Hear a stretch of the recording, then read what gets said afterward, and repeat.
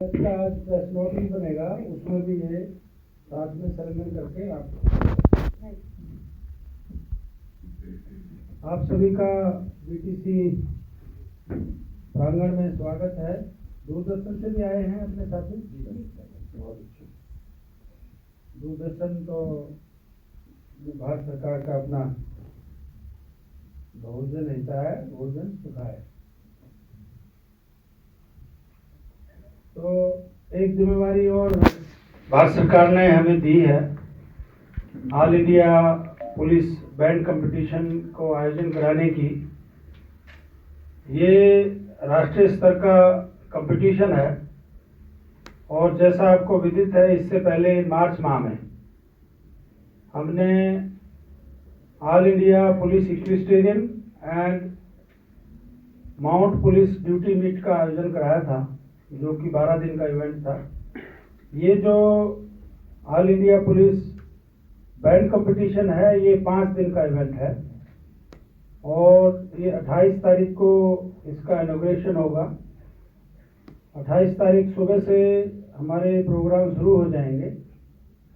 27 को हम प्रोग्राम की पूरी रूपरेखा जो जूरीज है उसके साथ में मिलकर बना लेंगे और इसका जो फॉर्मल इनॉग्रेशन है वो शायद 4 बजे से लेकर और 6 बजे तक का हमारे यहाँ पर प्रोग्राम होगा। गवर्नर हरियाणा इसके मुख्य अतिथि होंगे, श्री बंडारू दत्तात्रेय जी, और 3:45 बजे इस प्रांगण में वो पहुंच जाएंगे और 4 बजे से हमारा प्रोग्राम यहाँ पे शुरू हो जाएगा। इसमें 24 टीमों ने अपना कंफर्मेशन दे दिया है। 23 टीमें हैं या 24 टीमें? इसमें 23 है जो मेरे पास लिस्ट आई है और 5 टीमें हैं फीमेल की। पहली बार जो बैंड कंपटीशन है इसमें फीमेल का भी कंपोनेंट ऐड किया गया है कि फीमेल बैंड कंपटीशन अलग से आयोजित किया जाएगा, अलग से उन्हें ट्रॉफी दी जाएगी। खुशी की बात है कि 5 महिलाएं जो पाइप बैंड की टीमें आ रही हैं, ब्रास बैंड की टीमें क्योंकि स्टेट पुलिस फोर्सेज ने अभी तक बनाई नहीं है तो इसलिए इसमें पार्टिसिपेशन नील है। इसी तरह से ब्यूगलर का जो पार्टिसिपेशन है नील है, लेकिन जो पाइप बैंड है उसका पार्टिसिपेशन जो है वो 5 टीमों का है, जिसमें मैं बताना चाहूँगा पहली है ITBP ने, BSF, ये 2 CAPF की टीमें हैं और दिल्ली, झारखंड और लद्दाख से सिर्फ एक ही टीम पार्टिसिपेट कर रही है, वो महिला की टीम पार्टिसिपेट कर रही है। तो टोटल 5 टीमें पार्टिसिपेट करेंगी। जो महिला टीम की जो स्ट्रेंथ है वो एडम साहब मिला के 103 और 13 महिलाएं वो मेल काउंटर पार्ट के साथ मिक्स बैंड में भी है। मैं बताना चाहूँगा राजस्थान में जो टीम है उसमें 14 महिलाएं हैं, उनकी पूरी टीम की जो स्ट्रेंथ है 62 है। और इसी तरह से SSB की जो टीम है उसमें 2 महिलाएं हैं, तो 14 और 2 16 होगी। ये 16 ये हो गए और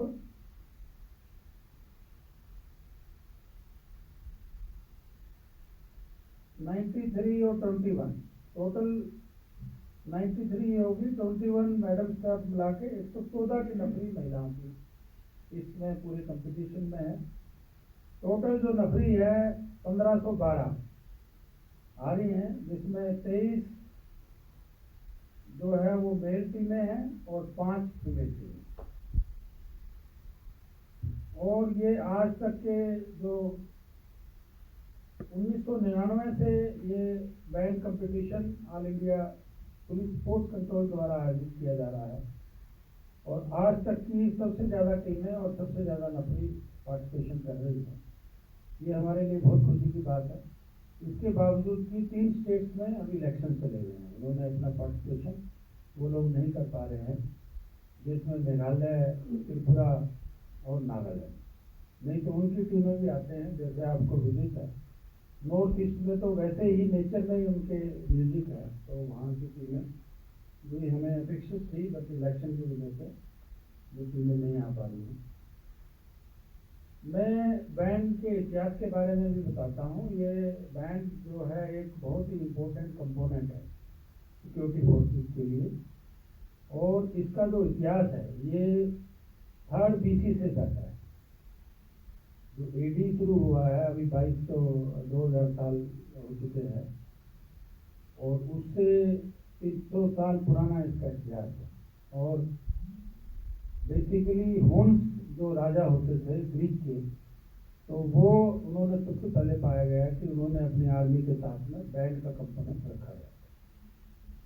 उसके बाद 13वीं सदी से तो बैंड का उपयोग लड़ाइयों में होता रहा है, और ख़ास तौर पे जो ग्रीक है, ग्रीक के जो जितनी भी लड़ाइयाँ उन्होंने जीती, जो ओटोमन एम्पायर है, उन्होंने काफ़ी लड़ाइयाँ तो ऐसी थी जो कि बैंड की धुन, बैंड के शोर शराबे से ही जो है दुश्मन के हौसले पस्त हो गए। जो हमारा जो पुलिस बैंड है और आर्मी बैंड है, इसके बेसिकली 4-5 मेन गोल होते हैं। एक गोल होता है कि अपने जवानों का मोरल, मोटिवेशन लड़ाई के दौरान पे या पीस के दौरान मेंटेन रखना।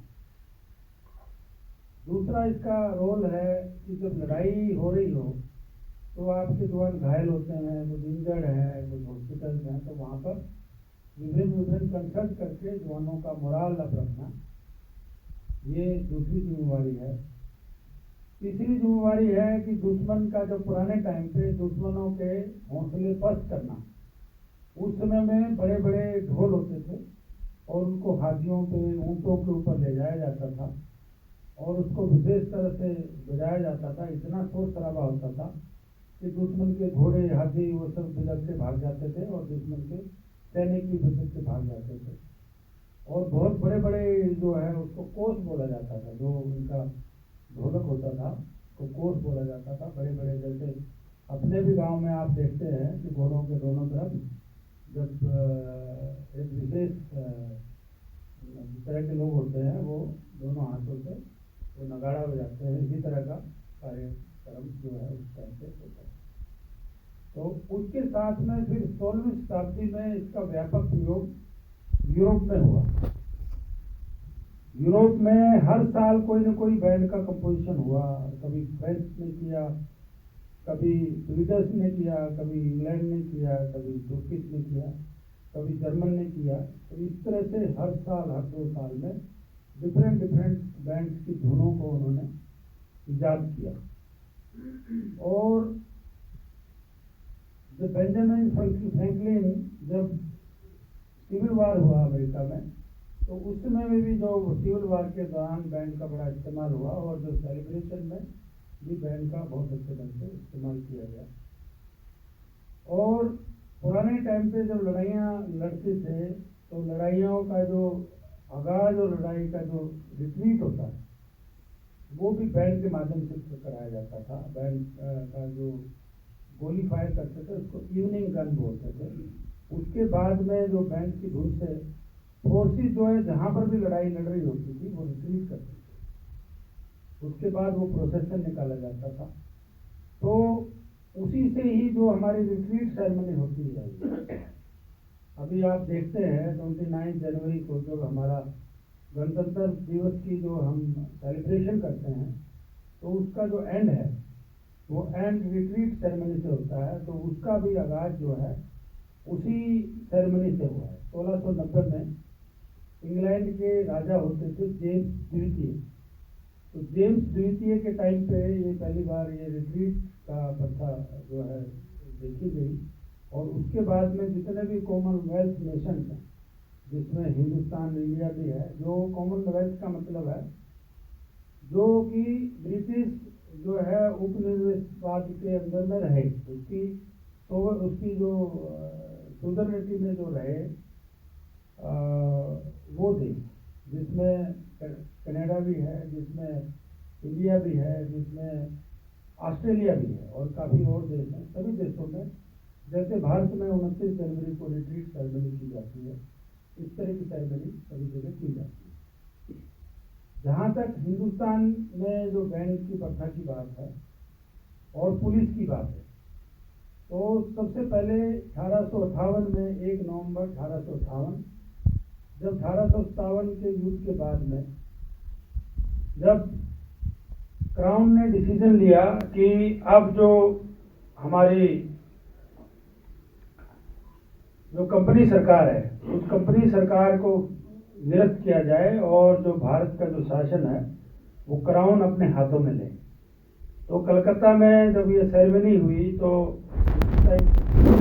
एक बैंड बनाया गया और उस सेरेमनी में उस बैंड ने रोल प्ले किया। अभी वो कलकत्ता पुलिस का पार्ट है।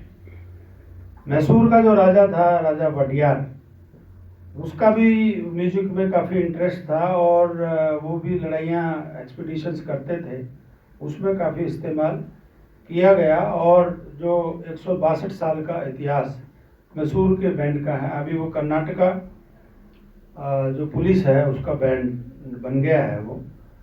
और काफ़ी जगह जो कांस्टेबल्स होते हैं, नॉर्मल कांस्टेबल्स की विलिंगनेस पूछ के उसके बाद बैंड टीम बनाई जाती है।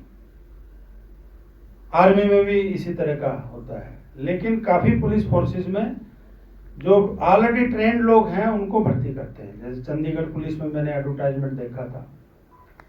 तो इस तरह का जो बैंड का कंपोजिशन होता है, जो अभी जो हम लोग कंपटीशन में जो पार्टिसिपेशन होगा उसमें जो ब्रास बैंड का जो टीम का कंपोजिशन होता है वो एक बैंड मास्टर होता है और 33 अन्य होते हैं, जिसमें डिफरेंट उनके पास इंस्ट्रूमेंट्स होते हैं। तो पाइप बैंड में एक बैंड मास्टर होता है और 16 अन्य होते हैं, उसके साथ में 2 रिजर्व होते हैं। इसी तरह से ब्यूगलर में 5 जो है मेन होते हैं और 2 रिजर्व होते हैं।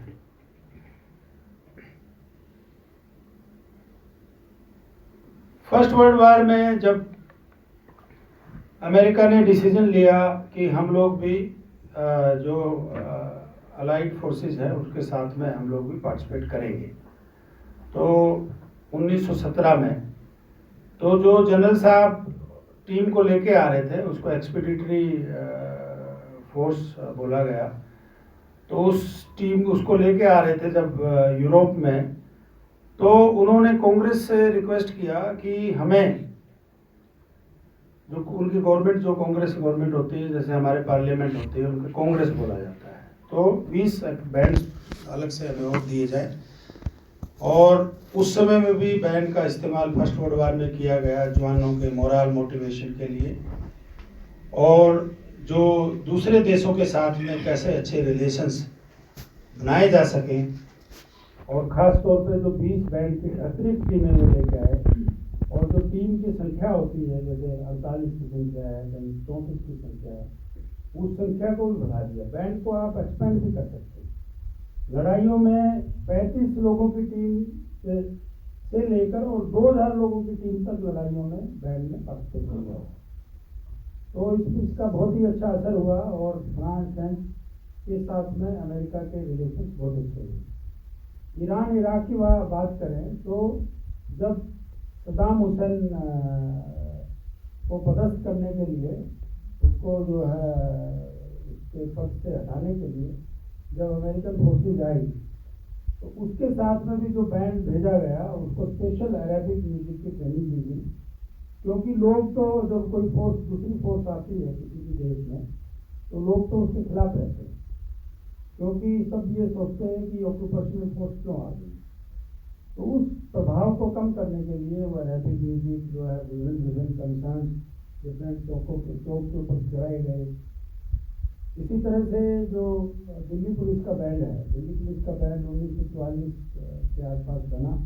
उस समय में दिल्ली पुलिस के मिस्टर स्कॉट जो है SSP होते थे, और वो बैंड आज तक चल रहा है। हमारे जहाँ तक पैरामिलिट्री फोर्सेस की बात है, तो हम लोगों के भी अपने अपने सभी CAPF के बैंड हैं। ITBP का जो बैंड है वो ITBP 1962 में ITBP का गठन हुआ, और उस समय में जब ITBP का गठन हिंदुस्तान चीन का वार चल रहा था, तो हमारा रोल था गुरिल्ला कम इंटेलिजेंस कम फाइटिंग फोर्स।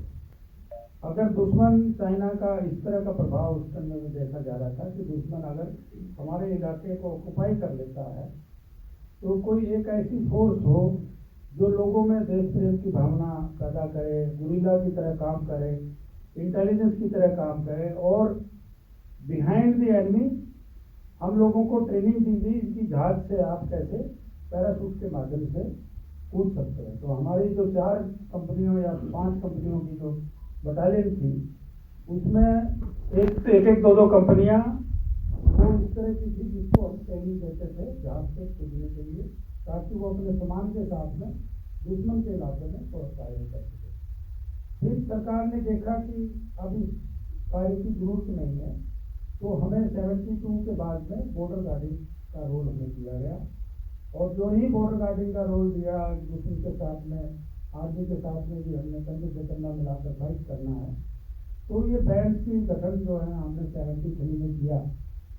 और BTC का सौभाग्य है कि सबसे पहली जो परेड ITBP की जो पार्टिसिपेट की, कर्तव्य पथ बोलते हैं आजकल, पहले राजपथ बोला जाता था, तो कर्तव्य पथ पे जो 1977 में जो पहली परेड है वो हमारे जवानों की परेड थी। यहाँ पर जो पासिंग आउट परेड चल रही थी, करेरा में था उस टाइम पे संस्थान, तो DG साहब ने कहा कि बहुत अच्छी परेड है, ये इसी परेड को हम रिपब्लिक डे में पार्टिसिपेट कराएंगे। तो उसके बाद में बैंड के सहयोग से हमारी 5 बार हमारी ITBP की जो परेड है वो पैरामिलिट्री फोर्सेस में और एक्सिलरी फोर्सेस में, जिसमें बाकी दिल्ली पुलिस और अन्य पुलिस ऑर्गेनाइजेशन भी आती है, 5 बार हमने प्रथम स्थान प्राप्त किया है। चैंपियनशिप ट्रॉफी हमने उस परेड में मिली है।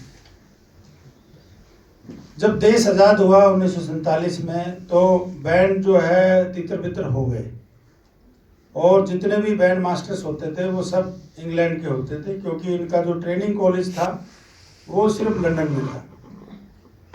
तो बैंड की जो इम्पोर्टेंस को देखते हुए ये निर्णय लिया गया कि हिंदुस्तान में भी अपना एक ट्रेनिंग सेंटर होना चाहिए, जिसमें हम अपने बैंड मास्टर्स को ट्रेन करें, और हर एक रेजिमेंट्स में एक बैंड होना चाहिए। तो उसके लिए इंडियन एजुकेशन कोर का हमारा सेंटर था पंचमढ़ी में। तो बहुत ही सीरीन एनवायरनमेंट में, क्योंकि जो म्यूजिक जो है वो जब भी आता है जब आप नेचर में बैठें। तो इसी तरह से हमारा ये यहाँ पर भी हमारा ट्रेनिंग स्कूल है, जिसमें हम पाइप बैंड की और बिगलर की ट्रेनिंग देते हैं। और हमने जो इसका जो प्रांगण बनाया आप देखेंगे, बिल्कुल जंगल के बीच में बनाया है, ताकि जवान जो है एकाग्रता से अपने जो भी धुनें उनको दी जाती है उसको वो बजा सके। तो हिंदुस्तान का जो ट्रेनिंग सेंटर बना वो पंचमढ़ी में बना, और उसी ट्रेनिंग सेंटर से जो ब्रिटिश टाइम के जितने भी बैंड मास्टर्स थे उनकी मदद से वो चलाया गया, और अच्छे जो बैंड मास्टर सब जगह तैयार किए गए। और पूरी कोई भी रेजिमेंट नहीं है जहाँ पर अपनी रेजिमेंट्स के बैंड ना हो। तो इनका जो रोल है, जो बैंड का रोल है, ब्यूगलर का रोल है, वो जवान के लिए बहुत ही अत्यंत अहम है। उसके जागने से लेकर सोने तक, और जब वो जवान कर्तव्य वेली के ऊपर अपनी शहादत देता है तो उसके क्रिमेशन तक ये बैंड का रोल होता है। सेरेमोनियल रोल भी है इसका, और इसका ड्यूटी वाला रोल भी है। सुबह जो जवान उठता है 4 बजे, तो 3:45 बजे उसकी जो कॉल बिगलर बजाता है। अलार्म सिस्टम हमारा यही है। उसके बाद जो हमारी परेड पालन होती है तो भी बिगलर बजाता है। ऑफिसर कॉल होती है वो भी बिगलर बजाता है। कहीं आग लग जाती है तो भी बिगलर उसको अलर्ट करता है। उनकी धुनें अलग अलग हैं। आपका सम्मान गार्ड दिया जाता है, उसमें भी बिगुल बजता है, लेकिन उसकी धुनें, उसकी ट्यून्स, उनका सब अलग अलग है। इसलिए इसकी जो ट्रेनिंग है वो तकरीबन 1 साल के लगभग होती है। जितना टाइम जवान को तैयार करने में लगता है, इतना ही टाइम हम लोगों को ब्यूगलर या बैंड में पार्टिसिपेट करने वाले जवानों को लगता है। तो ये एक इतिहास है। इसका जो विभिन्न तरह के कंपटीशंस होंगे वो जूरी तय करेगी। 3 मेंबर की जूरी हमारे पास आ रही हैं, उनके नाम भी आपको बता दिए जाएंगे। वो पुराने अपने टाइम के बैंड मास्टर्स रहे हैं और एक देहरादून से आ रहे हैं मेजर मनसाराम जी, जो कि अभी तकरीबन 80 साल के लगभग की उनकी उम्र है और पूरा उन्होंने इवन बीटिंग द रिट्रीट को भी गाइड किया है, उसका भी बैंड मास्टर रहे हैं वो। और बाकी आर्मी में भी तो विभिन्न फॉर्मेशंस में उन्होंने काम किया ही है। एक हमारे आ रहे हैं जो जूरी में भुवनेश्वर से आ रहे हैं श्री पी.के. जैना, स्क्वाड्रन लीडर पी.के. जैना, उन्होंने एयरफोर्स के बैंड का किया है। और इसी तरह से जो है एक पूना से मेजर साहब आ रहे हैं।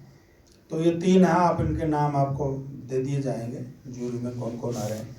ये जूरी डिसाइड करेगी कि कैसे हम ये 5 दिन में इस कंपटीशंस को पूरा करेंगे। और 2 दिन हमने कुछ इवेंट्स ऐसे हैं जो स्टैंडिंग इवेंट्स हैं, कुछ इवेंट्स ऐसे हैं खासतौर पे ब्रास बैंड के, जो बैठ के कुर्सियों के ऊपर आर्मलेस चेयर्स के ऊपर बैठता है बैंड और विभिन्न धुनों के ऊपर जो धुन उसको दी जाती है वो परफॉर्म करता है और वो बड़े हॉल में ही किया जा सकता है। उसके लिए हमने इंद्रधनुष जो हमारा ऑडिटोरियम है वहाँ पर हमने इसका आयोजन इसका कर रहे हैं। 2 और 3 तारीख को इंद्रधनुष में आपका स्वागत है। और क्योंकि हमने हॉल बुक कर दिया है, एक सब्सटेंशियल अमाउंट हमारा खर्च हुआ है, तो शाम के लिए हम वहाँ पर कल्चरल प्रोग्राम करेंगे जिसमें हमने ट्राई सिटी के जो अच्छे गाने वाले लोग हैं, जिसमें मिस्टर अशोक दत्त हैं, एक मिस्टर गुरुंग है और बाकी भी जो हमारे साथ एसोसिएटेड है, हमारा अपना बैंड है। हमारे अपने बैंड में भी राइजिंग स्टार के फाइनलिस्ट हैं और अच्छे कंपोजिशन है। उसके अलावा विभिन्न स्कूल कॉलेजेस के बच्चे कोई कल्चरल परफॉर्मेंस दे रहे हैं, हरियाणवी ऑर्केस्ट्रा सुनने को मिलेगा। और भी हम रोपिन कर रहे हैं और वो उसके हम पोस्टर्स छपाएंगे और शहर में विभिन्न 8-10 जगह पे हम लगाएंगे। उसमें सिविलियंस को भी, कुछ सिविलियंस को हम इनवाइट करेंगे क्योंकि हमारी अपनी ही स्ट्रेंथ बहुत हो जाती है। हमारे कैंपस में कम से कम 2-3 हज़ार फैमिलीज रह रही हैं। हमारे यहाँ पर ट्राई सिटी में ही 5,000 के लगभग जवान हैं, तो उनका भी हम मनोरंजन करेंगे, स्कूल के बच्चों का भी मनोरंजन करेंगे और ट्राई सिटी के लोग जो भी म्यूज़िक प्रेमी लोग हैं उनका एक रजिस्ट्रेशन की प्रक्रिया के मुताबिक उनको हम इनवाइट करेंगे। और on the basis of invitation only, journalist तो कहीं भी जा सकते हैं, उनके पास तो अपना पास है, वो कहीं भी जा सकता है। आप लोगों के लिए आप स्वतंत्र हैं, आप आइए, आपको इनवाइट भी करेंगे हम। और बाकियों को उनको एक फ़ोन नंबर दे दिया जाएगा, एक व्हाट्सएप नंबर दे दिया जाएगा, उसमें हम हर रोज़ 200-300 लोगों को, सिविलियंस को भी हम इनवाइट करेंगे। उसमें सिलेक्शन प्रोसीजर हमारा अपना होगा। कोशिश करेंगे कि उस इवेंट्स में बच्चे ना आए, 18 साल से ऊपर लोग आएँ, ताकि इवेंट्स जो है हमारा अच्छा एक सीरीन एनवायरनमेंट से हमारा हो सके।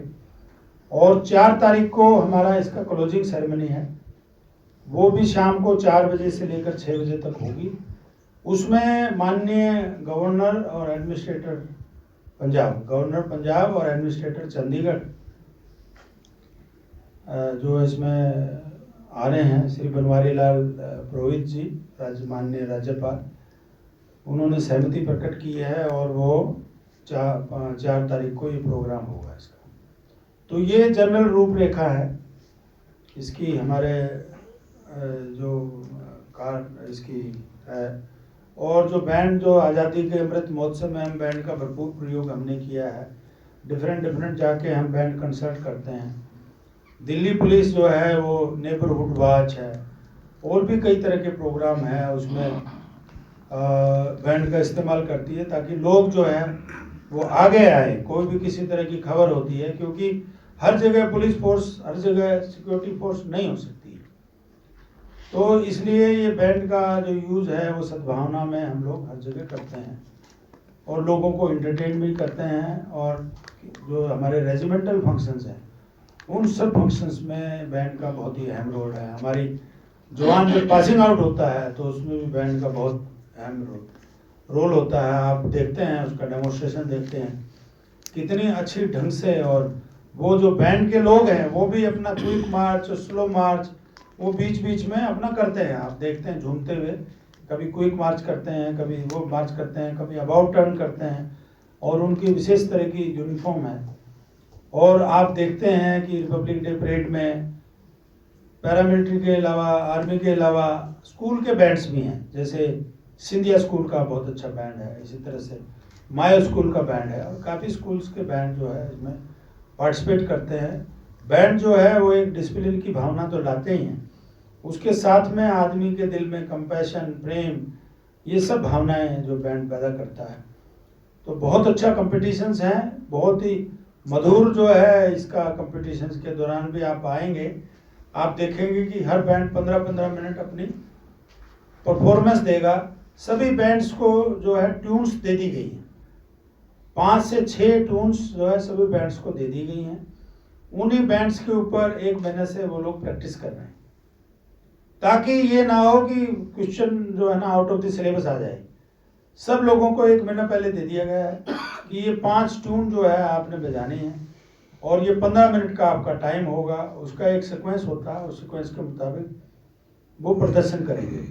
ब्रास बैंड की 5 ट्यून है, और जो हमारा जो पाइप बैंड है उसकी 6 ट्यून्स हैं, और जो हमारा ब्यूगलर है उसकी काल होती है, काल्स होती है, जैसे कहीं आग लग जाती है उसकी एक कॉल होती है, जैसे ऑफिसर कॉल होती है, जब परेड के अंदर जब ऑफिसर को बुलाया जाता है तो उसकी एक कॉल होती है।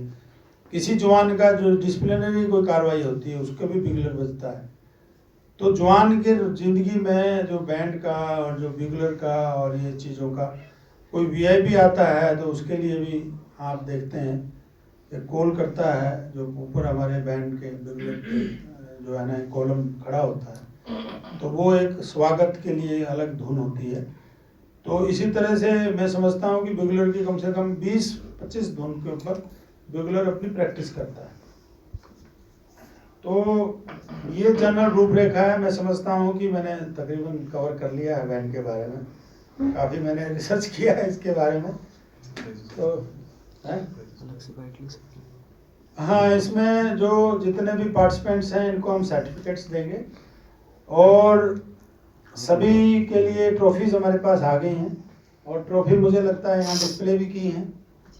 ये ट्रॉफीज हैं, जैसे ये आपका ये पाइप बैंड है, ये ब्रास बैंड है, और ये विभिन्न ट्रॉफीज हैं। ये ऑल इंडिया पुलिस का हमारा जो ड्यूटी बीट है इसकी ओवरऑल चैम्पियनशिप है, ये उसका लोगो है। तो ओवरऑल चैम्पियनशिप, और जो अच्छा हर एक बैंड में वो होगा उसको ओवरऑल बेस्ट भी अवार्ड ट्रॉफी दी जाएगी, जो कि लास्ट दिन दी जाएगी। और बहुत ही सीक्रेट और बहुत ही अच्छे ढंग से ये कार्यक्रम आयोजित होता है, और लास्ट मिनट में वो बताते हैं, उनको हम विशेष तौर पे ब्रीफकेस देते हैं, लोग लगे हुए उसमें अपना रिजल्ट वो रखते हैं। हम लोग जो है जो भी कंपटीशन कराते हैं, हमारा प्रयास यही रहता है कि कंपटीशन कोई भी जीते, बेस्ट शुड विन, एंड इसमें ट्रांसपेरेंसी होनी चाहिए, ट्रांसपेरेंसी दिखनी भी चाहिए, ट्रांसपेरेंसी होनी भी चाहिए, ताकि जवान अपना पूरा परफॉर्मेंस करे कि मेरी परफॉर्मेंस जो मैं करूंगा उसी के मुताबिक ही रिजल्ट मुझे मिलेगा। तो आपने घुड़सवारी में भी देखा, हमने पूरा सभी को मौका दिया गया, और अच्छी बात यह थी कि कोई भी किसी तरह का प्रोटेस्ट हमारी पूरी घुड़सवारी में नहीं आया। उसके बाद में जितनी भी चैंपियनशिप हुई इसकी घुड़सवारी की, सब जगह वो प्रोटेस्ट ही प्रोटेस्ट है, क्योंकि कई लोगों की भावना ये होती है कि मेरी टीम जीते, ये मेरी भावना नहीं है, और आईटीबीपी की विशेष तौर पर भावना नहीं है। इसलिए हम हमेशा कोशिश करते हैं हम एक्सेल करें। एक्सेल करके 2 तरीके होते हैं, एक आदमी एक्सेल करता है अपनी लकीर को लंबा खींचता है, दूसरे की लकीर को छोटा नहीं करता। एक होता है जो दूसरे की लकीर को छोटा करने का प्रयास करता है। तो हमारा देश शायद ये जो छोटा करने वाली लकीर वाले लोग शायद ज़्यादा हैं, इस वजह से हमारा देश इतने संख्या है हमारे देश की 1,40,000 1,40,00,000 नहीं 140 करोड़ 140 करोड़ की हमारी, और हम लोग चाइना को शायद सरफराज कर चुके हैं या करने वाले हैं। उसके बावजूद भी, और बच्चों को देखते हैं उनमें टैलेंट भरा हुआ है, कोई कमी नहीं है। हमारे बच्चे किसी भी हालत में किसी भी देश के बच्चे से कम नहीं है। तो कहीं ना कहीं हम लोगों की कमी है, हम लोग एडमिनिस्ट्रेटर की कमी है, जो भी इस चीज़ को साथ जो रिलेट करता है। तो लेकिन हम जितना प्रयास कर सकते हैं हम उतना पूरा प्रयास कर रहे हैं। Thank you very much. आप भी आगे धन्यवाद बहुत बहुत। ये मेरे साथी थे, और काफ़ी लोग जो है वो आज डिप्टी स्पीकर के काफ़ी प्रोग्राम्स थे पंचकुला में, इस वजह से काफ़ी जर्नलिस्ट जो खास तौर पे जो पॉलिटिकल कवरेज करते हैं वो लोग नहीं आ पाए। तो आप लोग फैलाइए, और जो जितने ज़्यादा कवरेज इसमें हो, और हम सभी को स्वागत है हमारे कैंपस में, आके देखें। बस निवेदन ये है कि अननेसेसरली फोटोग्राफी ना करें। आपके माध्यम से मैं बताना चाहूँगा कि कोई भी आ सकता है, अपना प्रोग्राम देखें, अपना प्रोग्राम को एंजॉय करें, बट सिक्योरिटी फोर्सेस का कैंपस है, यहाँ फोटोग्राफी और इस तरह की चीज़ें, ताकि कहीं बाज़ार में कोई ऐसी चीज़ ना चली जाए जो कि जो है वो राष्ट्रीय सुरक्षा हित में ना हो। ये सिर्फ एक निवेदन है। बाकी हमारे गेट के ऊपर हमने पास रखे हुए हैं, उसमें हम इंडिविजुअल का जो कार्ड है, आई कार्ड है, मोबाइल में ले लेंगे या साथ में कोई लेके आ जाए, वो हम रखेंगे ताकि पता लगे हमारे कैंपस में कितने लोग आए हैं। उनको हम पास देंगे और उनको कई जगह एस्कॉर्ट करेंगे, कई जगह बता दिया जाएगा कि आप वहाँ जाके देख सकते। तो पूरे सिविलियन आसपास के लोग जो है इसको देख सकते हैं, और ये बहुत ही रेयर अपॉर्चुनिटी है। हम लोग पहली बार करा रहे हैं इस कंपटीशन। इससे पहले ये कंपटीशन 2019 में हैदराबाद में हुआ था, रेलवे प्रोटेक्शन फोर्स ने कराया था, और पिछले 2 साल से ये कंपटीशन नहीं हुआ है। तो ये तीसरी बार 3 साल 19 के बाद में आज हो रहा है 22-23 का कंपटीशन। ये हम फरवरी मार्च में कराने जा रहे हैं। तो आपका कोई पर्सन कोई सवाल पूछना चाहते हैं बैंड के बारे में या कंपटीशंस के बारे में, कोई भी पूछ सकते हैं।